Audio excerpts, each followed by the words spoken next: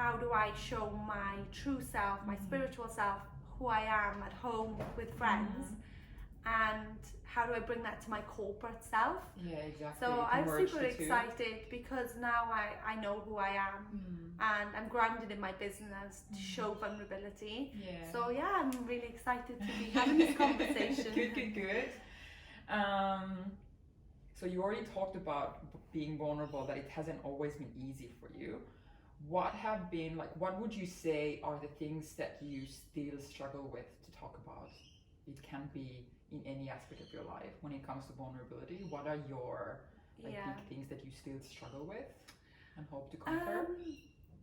To be honest, I think that I'm still afraid to be super vulnerable on my business journey. It is really hard, as you know, behind the scenes when you have your own business, and on social media I've got a presence.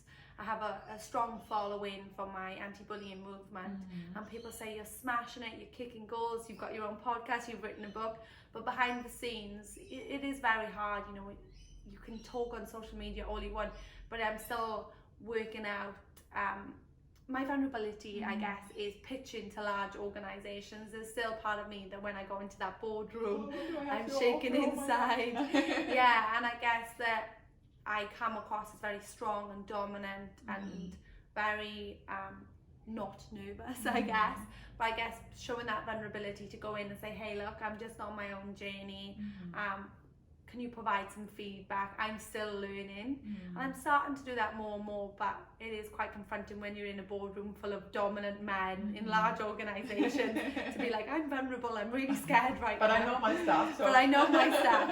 So I guess that being more vulnerable in business, and I don't ask for help enough. I'm quick to give everyone all my time, my energy and help.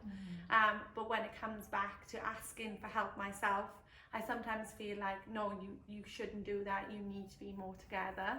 Yeah, because we think that asking for help is a weakness, but it's like one of the biggest strengths that we can have, to say, I'm vulnerable, I don't know how to do this, can you help me? And not pretend to be strong. And we think that's the strength, but it's the exact opposite, isn't it? Exactly that. Yeah. And other funny thing, when you were saying that everybody around you saying, oh my God, you're so amazing, you're doing this, you're doing that. And I remember how, you know, how it's the biggest lesson is, and it's the irony of it all, that everybody else sees the potential in you. Yeah. And you don't. Yeah. And it's like, why is that? Yeah. Right? And what should we do to fix it? I think we are our hardest critics. Exactly. We look in the mirror and we see all of the flaws instead of all of the wonders. We already had a bit of a discussion about this. Yeah.